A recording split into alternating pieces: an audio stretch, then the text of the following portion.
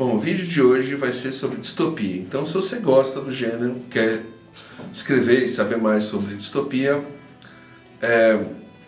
sobre hoje que nós vamos falar hoje. A primeira coisa, até uma curiosidade, você sabia que a palavra distopia surgiu inicialmente no discurso de um político do Parlamento Britânico em 1868? Quer dizer, bem interessante, assim. Antes disso não tinha nenhuma referência escrita da palavra, né? A distopia, até literariamente falando, é o oposto da utopia, né? Então, utopia é aquele futuro perfeito, né? Aquela coisa, como aparece no livro e no filme Horizonte Perdido, né? Shangri-La, aquela terra onde não tem morte, não tem... tudo é prazer, né? Então, existe trabalho, mas não é aquela coisa forçada, né? Todo mundo não tem briga, né?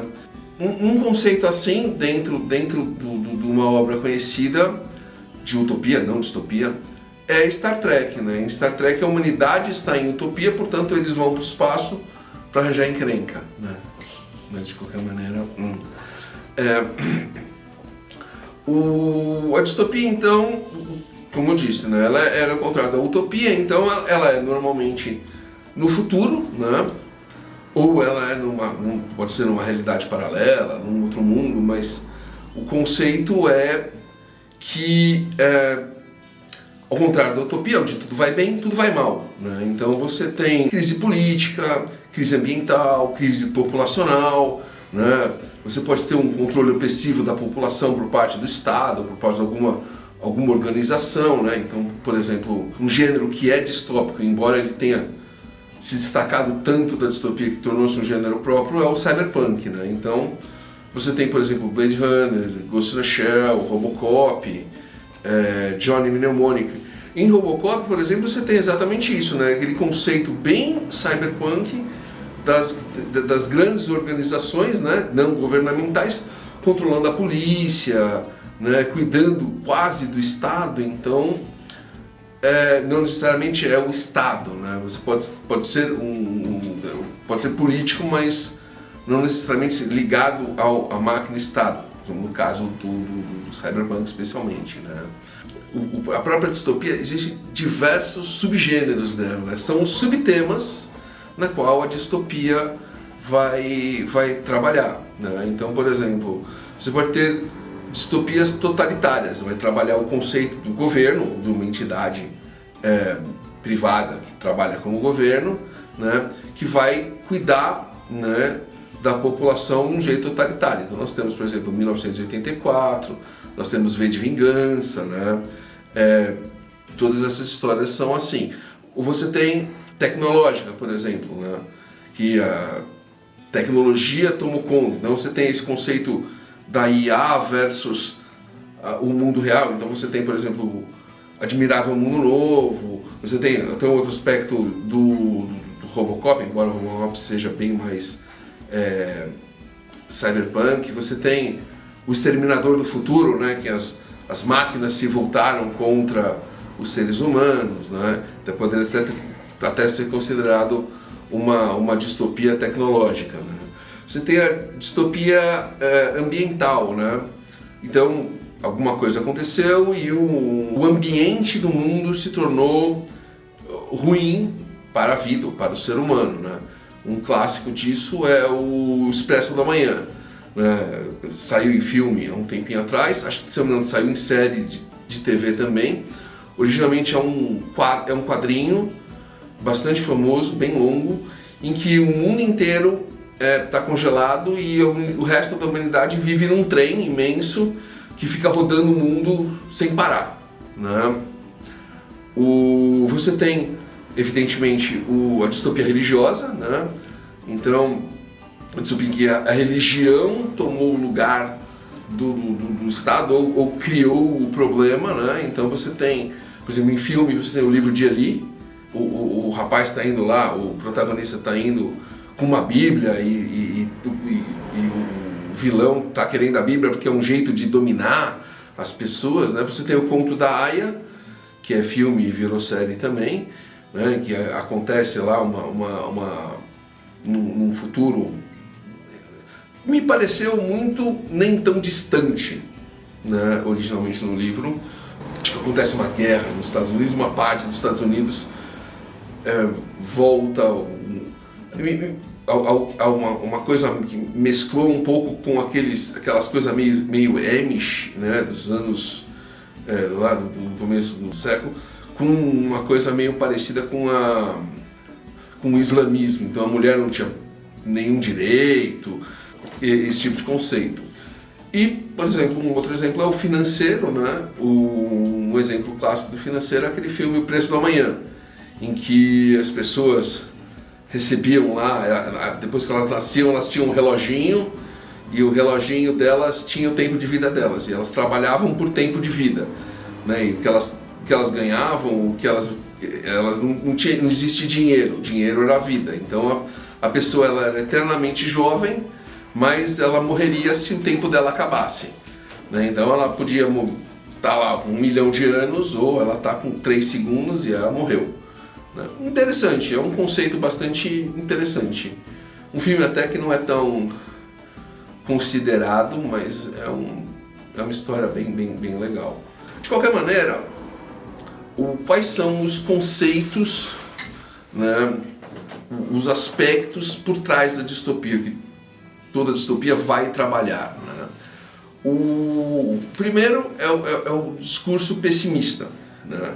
Então, de novo, a questão da crítica social, né? Então você vai trabalhar um aspecto de política, de religião, de moda que o povo está fazendo, né? Você pode trabalhar o conceito de população. Então, se a população continuar crescendo, nós vamos ter fome e nós vamos ter guerra, né? Você pode ser ambiental. Então, aquele filme, se eu não me engano, eu não acho muito distopia, mais um filme de ação, mas O Dia Depois de Amanhã, que eles fazem acontecer em poucas horas o que aconteceria em muitos anos, né, se houvesse uma equalização da temperatura dos oceanos.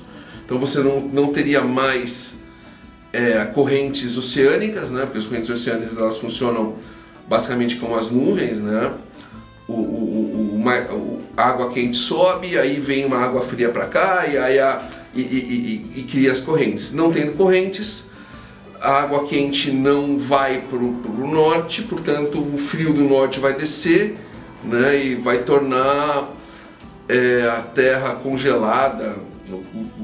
Assim, o que seria a área polar viria para a área temperada viria para a área tropical, né? Então a vida seria extinta em 60%, 70% da Terra.